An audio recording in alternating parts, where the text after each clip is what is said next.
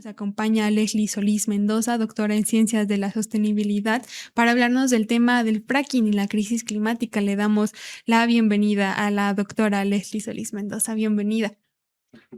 Hola, ¿qué tal? Muy buenos días. Gracias. ¿Qué tal? ¿Qué tal, doctora Leslie? Pues mire, el tema del fracking es algo que particularmente es relevante para la población mexicana. Es algo también especial, sobre todo para la revista Contralínea, porque le hemos dado seguimiento a lo que ha acontecido con este anuncio que hizo en su momento la presidenta Claudia Sheinbaum. Y también nos interesa sobre todo enmarcar desde una visión crítica y sobre todo aportarle más información a la audiencia sobre lo que es el fracking y por qué se pretende desarrollar este tipo de forma o de metodología para extraer los hidrocarburos en distintas zonas del país, particularmente una de ellas que es en el norte del país. Hay otras cuencas, pero hay una en particular que es en el norte del país, en donde además también hay estrés hídrico. Se conoce por las distintas formas en las que se ha extraído en Estados Unidos el hidrocarburo, tanto gas como petróleo, y a partir de que se empieza a desarrollar esta metodología del fracking, uno de los elementos ha sido precisamente el uso intensivo del agua. Esa sería la primera pregunta. ¿Por qué interesa sobre todo o por qué se haría este tipo de fracking si es que se desarrolla de esta manera ahí en estos lugares en donde hay estrés hídrico? Claro, en este sentido, pues me gustaría comenzar diciendo que, bueno, tanto México como el mundo en general es una sociedad o somos una sociedad que dependemos ampliamente de los combustibles fósiles. Cuando digo combustibles fósiles, pues me estoy refiriendo al tema del carbono, al tema del petróleo.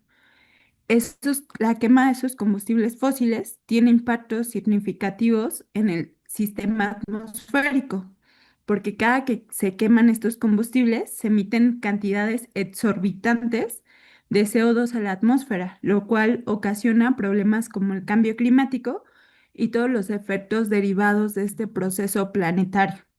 En ese sentido, nos hemos planteado como sociedad, como humanidad, hacer una transición hacia nuevas fuentes de energía. Y uno de esos combustibles de transición se ha planteado sea el gas natural.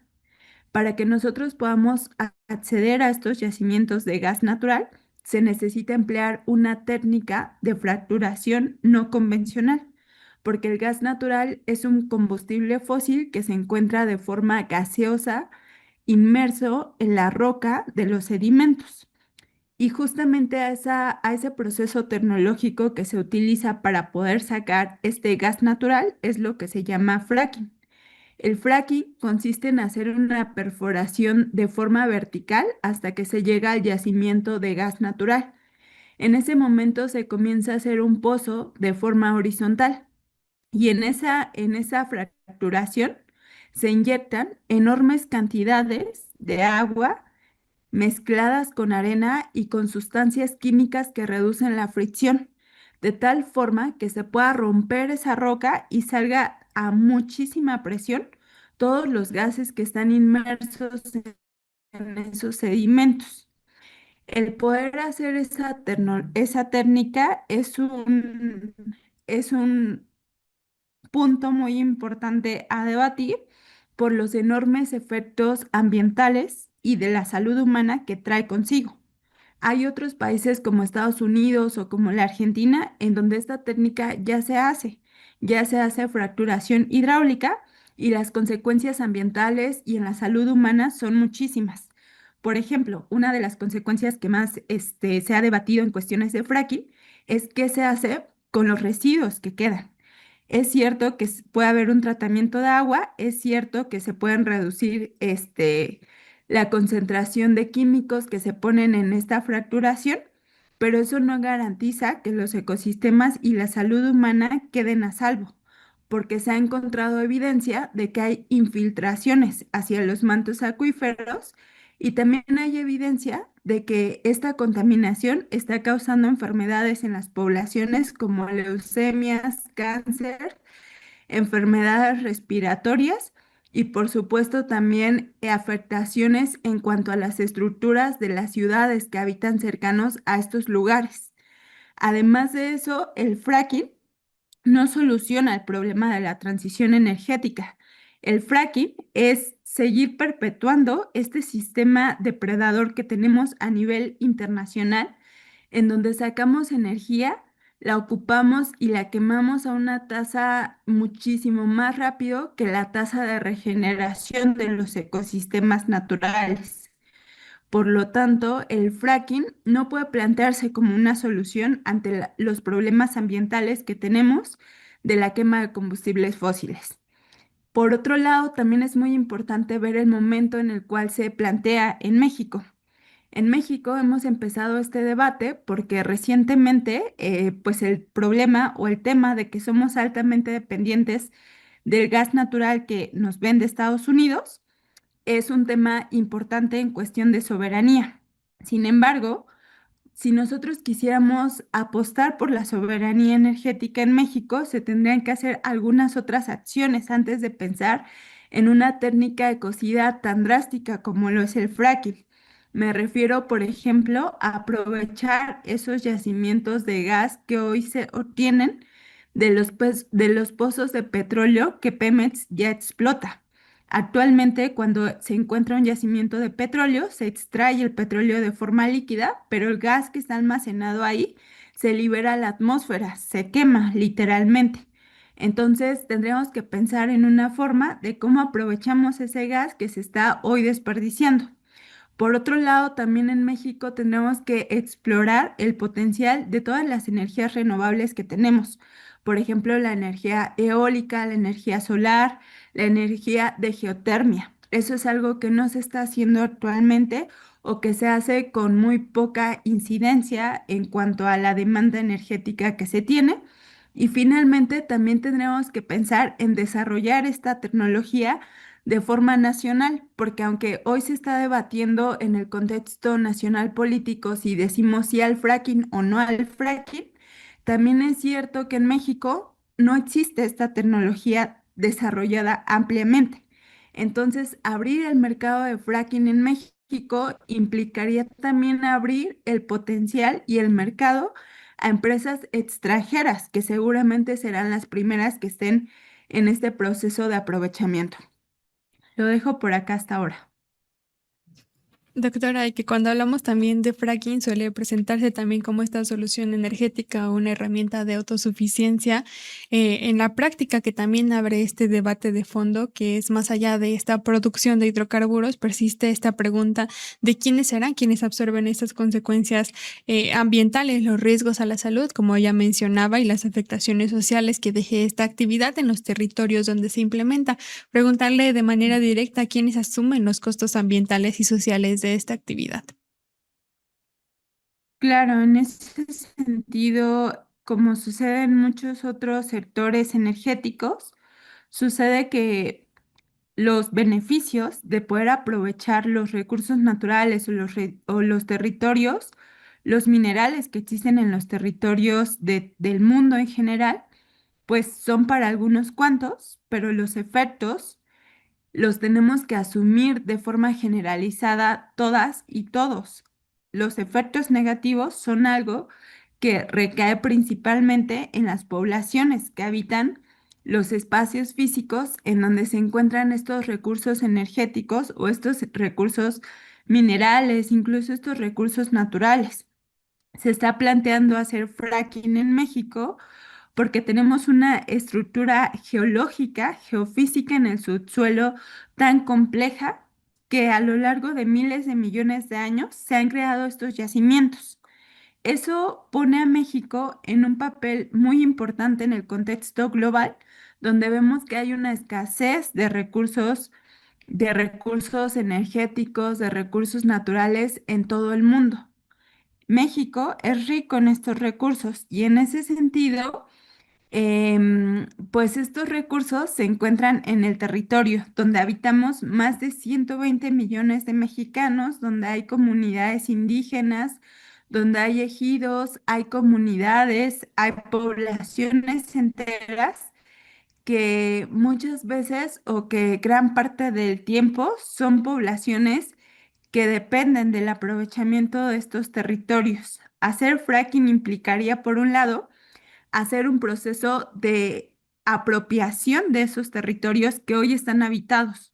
México no es un gran desierto, México es un territorio diverso en el cual se desarrollan muchos pueblos y muchas comunidades. Entonces, un primer punto a debatir sería en dónde se harían esos pozos de fracking y cómo estarían afectando a las comunidades que viven cercanamente.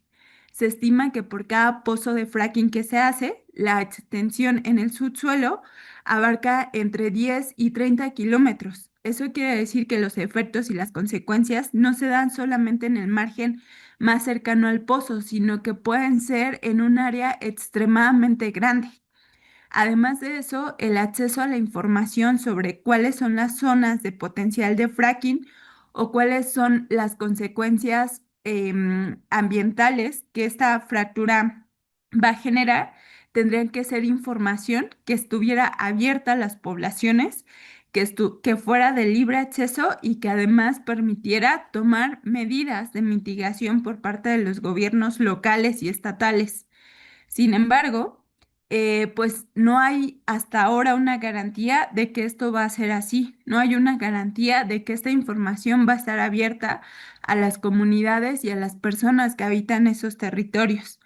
Y por otro lado, el tema de los contaminantes, de estas sustancias químicas que se utilizan para hacer la fractura y que ya hemos dicho son altamente contaminantes, también es un tema que preocupa muchísimo, porque estas sustancias químicas están protegidas bajo propiedad intelectual, lo cual quiere decir que las personas o las comunidades que vamos a consultar esos proyectos de fracking no vamos a poder saber bien a bien cuál es la composición química de estos desechos, porque están protegidos por patentes internacionales, lo cual atenta directamente contra las medidas de mitigación que se puedan tomar. En Argentina, por ejemplo, donde se tiene uno de los grandes yacimientos de fracking y en donde se ha realizado ampliamente esta técnica, pues vemos presencia de enfermedades en niños, en mujeres, en ancianos, de leucemias, de cánceres, de procesos de afectación al hígado, a las vías respiratorias y por supuesto a los ecosistemas, porque se contaminan los cuerpos de agua que quedan sobre la superficie y eso compromete la vida silvestre, compromete la fauna, compromete las aves migratorias que hay en México y compromete pues ampliamente los ecosistemas.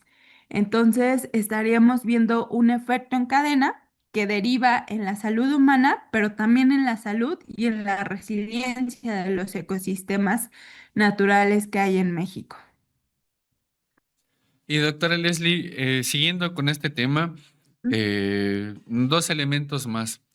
El día de hoy, la presidenta Claudia Sheinbaum en la conferencia de prensa mostró lo que se va a hacer en términos de energía y particularmente de energía considerada renovable, que no es lo mismo que la energía limpia.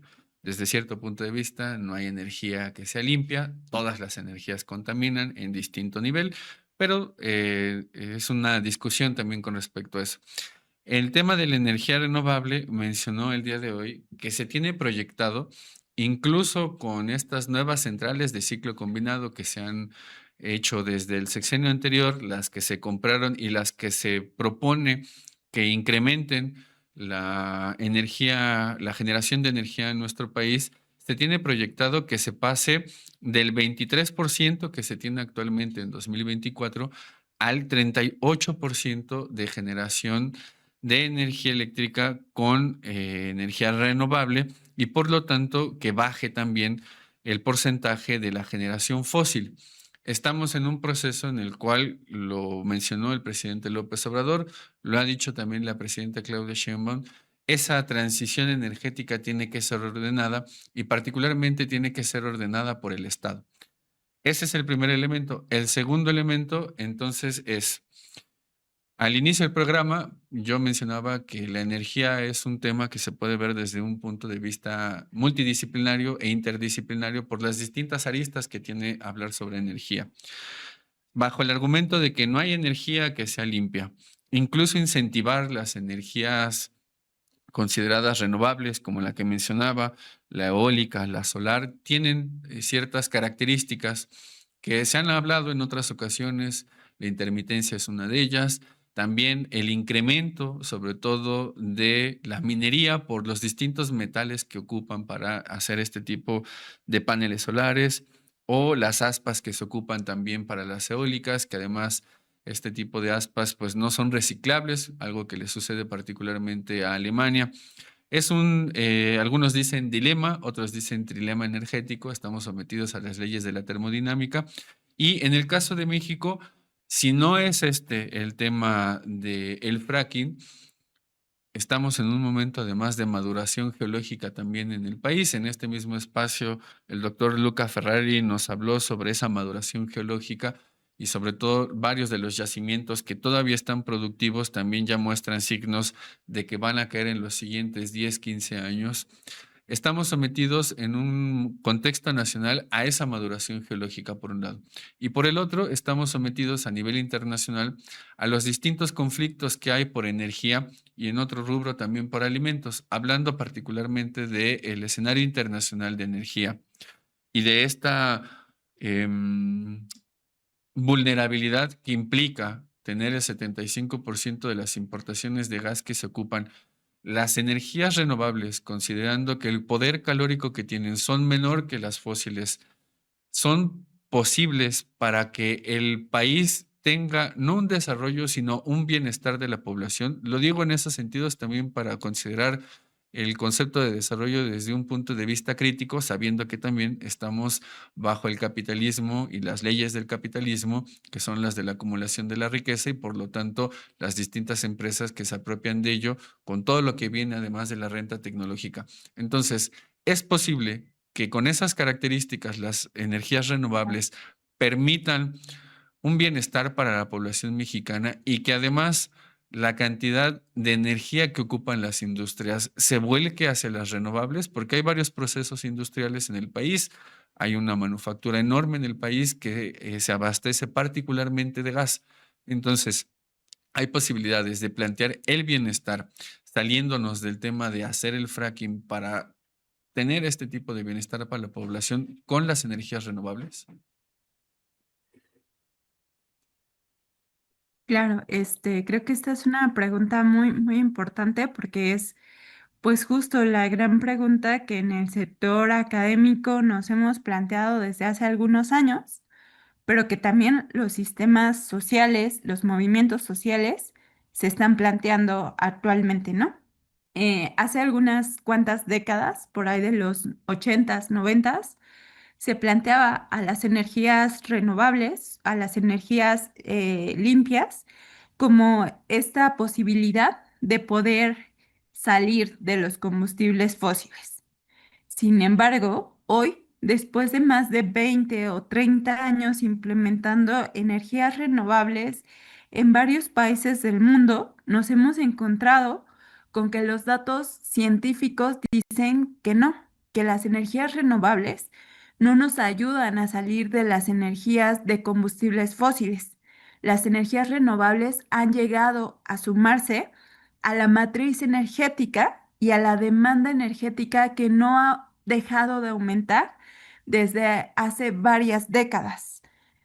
Eso es muy importante porque entonces las energías renovables no se están planteando como una posibilidad de salir del petróleo, sino se están planteando como una posibilidad de aumentar la demanda energética que hay actualmente. Si nosotros continuamos con esa tendencia de los datos, de la demanda, de la quema de energía y de aumentar esta demanda energética en todo el mundo, lo que va a suceder es que este planeta va a entrar en un colapso climático realmente impresionante. Un colapso en donde va a ser imposible la vida humana en las condiciones en las que hoy nos encontramos.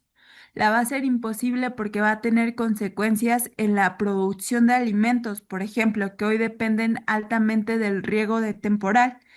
Con el cambio climático, lo que esperaríamos es que este riego temporal se modificaría tan drásticamente que la producción de alimentos a nivel planetario se vería altamente comprometida. además de todos los efectos de fenómenos meteorológicos extremos como los huracanes, las tormentas, los ciclones, se potencializarían teniendo altos costos económicos y altos costos sociales. Entonces, en ese mismo contexto, pues también se ha encontrado que con el uso de las energías renovables como la solar y la eólica, a pesar de que se consume energía producida de forma más amistosa con el medio ambiente, lo que sucede es que necesitamos infraestructura para aprovechar esas energías renovables y esa infraestructura se produce con energía fósil. Estoy hablando, por ejemplo, de los molinos de viento que necesitan pues, procesos de manufacturación también muy importantes. Se necesita sacar elementos como el metal, como el hierro, como todos estos minerales. Y por supuesto, estoy hablando también del tema de las celdas solares que tienen un ciclo de vida que va entre los 15, 20 años y no más, y que además necesitan de tierras raras, de minerales altamente raros en la naturaleza que provienen de una minería intensiva, ¿no?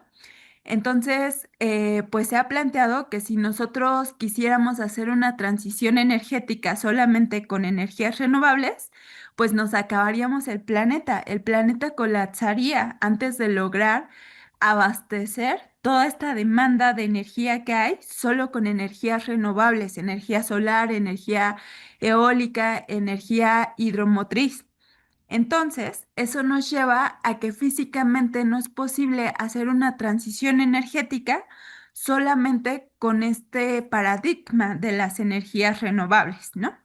Nosotros hemos venido discutiendo tanto en el movimiento social como en los sectores académicos que hoy necesitamos plantear una disyuntiva distinta a la que he mencionado anteriormente.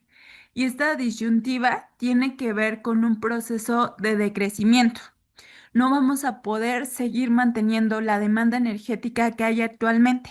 Hay algunos sectores que van a tener que decrecer sí o sí porque los combustibles energéticos en este planeta son limitados.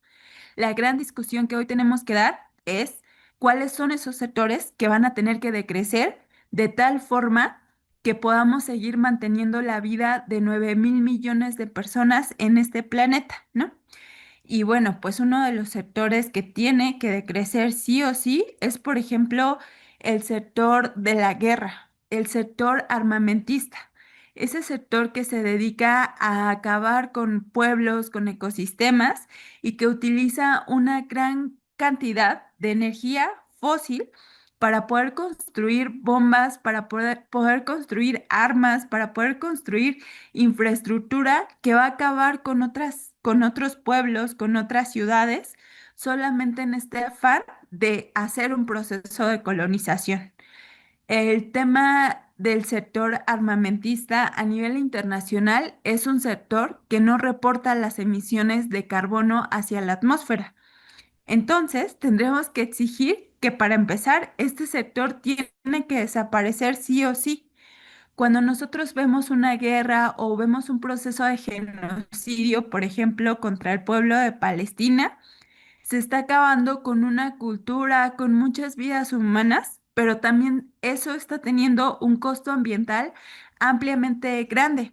En principio, por toda la cantidad de carbono que se libera cuando se fabrican los drones, los misiles con los cuales se está acabando con el pueblo de Palestina, con el pueblo de Ucrania, por ejemplo, ¿no? Y además de eso se está destruyendo ciudades que ya estaban construidas y que van a ser reconstruidas, lo cual va a requerir nuevos materiales, nuevos impactos ambientales, poder hacer habitables de nuevo esos territorios. Otro de los sectores que también tendría que decrecer es el de la industria cárnica, que es uno de los principales contribuidores al cambio climático. Se ha visto, por ejemplo, que podemos tener un abastecimiento de carne, un abastecimiento de alimentos en espacios locales, lo cual genera menos impactos ambientales y también genera un transporte menor de las provisiones alimentarias, lo cual reduce emisiones de CO2 y eso se puede hacer de forma menos invasiva que pensar, por ejemplo, en la industria cárnica altamente extensiva, como hoy se hace en varias regiones del mundo. Estoy hablando también, por ejemplo, de la pesca industrial, que es uno de los principales factores de cambio y de amenaza a los ecosistemas marinos en todo el globo terráqueo. Se estima que más del 70% de las comunidades de pesca están altamente sobreexplotadas. Y eso al mismo tiempo no está garantizando que todas y todos los que habitamos este planeta tengamos acceso a una dieta balanceada, ¿no? Tampoco estoy diciendo que vamos a volver a la edad de piedra o que queremos salir completamente del sector energético. La vida como la conocemos hoy requiere de esta energía, pero esa energía no puede seguir siendo solamente para algunos cuantos o para abastecer estilos de vida de algunos del 1% de la población que acumula gran parte de la riqueza. En el movimiento social que lucha en contra del cambio climático, por ejemplo, algo que se debate constantemente es el tema de cómo hay un sector de la población que son los súper ricos, estas personas que acaparan el 85% de la riqueza que hay en este planeta, cómo ese 1% contribuye también con el 70% de las emisiones de carbono a la atmósfera. Mientras que la mitad del mundo, o sea, la mitad más pobre de las personas que habitamos este planeta, emite apenas un 10% de las emisiones totales de carbono. Eso quiere decir que aunque nosotros como personas, que vamos al día a día, que tenemos trabajos cotidianos normales, reduzcamos nuestro consumo energético, eso no va a ser suficiente. Necesitamos hacer que ese 1% de la población que hoy está consumiendo muchos más recursos energéticos, muchos más recursos naturales de los cuales le corresponden para tener una buena calidad de vida, pues tienen que dejar de hacerlo. Me estoy refiriendo, por ejemplo, a los vuelos en jet privado que se realizan, que requieren altas concentraciones de carbono, de combustibles fósiles, y que sirven solamente para movilizar a una o a dos personas, mientras que el 70% de la humanidad nunca ha tenido acceso a subirse a un avión, por ejemplo, ¿no? La industria, la industria de los aviones, de estos jets privados, pues es una industria que también debe de crecer si queremos lograr esta transición. Por otra parte, pues también es muy necesario que se sigan utilizando la energía, pues para los sectores que son prioritarios.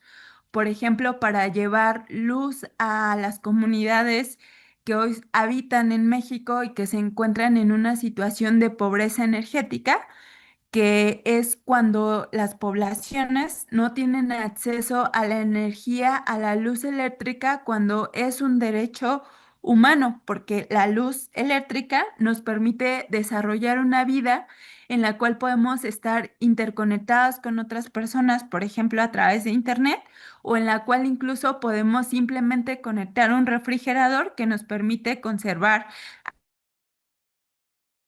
alimentos, medicamentos, a lo mejor algún enfermo que tengamos en casa. La luz eléctrica es un derecho humano por el cual todas y todos tenemos que luchar y es un derecho que nos garantiza buenas vidas a todos. Entonces terminaría diciendo que este planeta tiene los recursos energéticos y los recursos naturales suficientes para darnos una buena calidad de vida a todos los que habitamos este planeta. Sin embargo, quién decide y quién utiliza hoy los recursos energéticos es la gran discusión que tenemos que dar. Queremos usar fracking en territorio mexicano solo para que estos súper ricos puedan seguir manteniendo un estilo de vida súper exótico que además no da felicidad y no da bienestar. ¿O queremos utilizar estos recursos energéticos que hay que todavía están en el territorio mexicano para poder garantizar buenas vidas a todos los que habitamos este planeta. Sería todo. Doctora, le agradecemos también por este espacio. Nos quedamos con estos datos clave que nos da para la discusión, para continuar cuestionando sus costos, sus beneficios y también los límites que tiene y que podrá tener este proceso en cuanto al ambiente, a la salud de las personas y las comunidades, si es que se aprueba este proyecto para México. Le agradecemos mucho por su colaboración y esperamos encontrarnos en una próxima emisión. Que tenga excelente tarde. Muchas gracias, que estén muy bien y continuamos en la discusión y en la lucha. Gracias.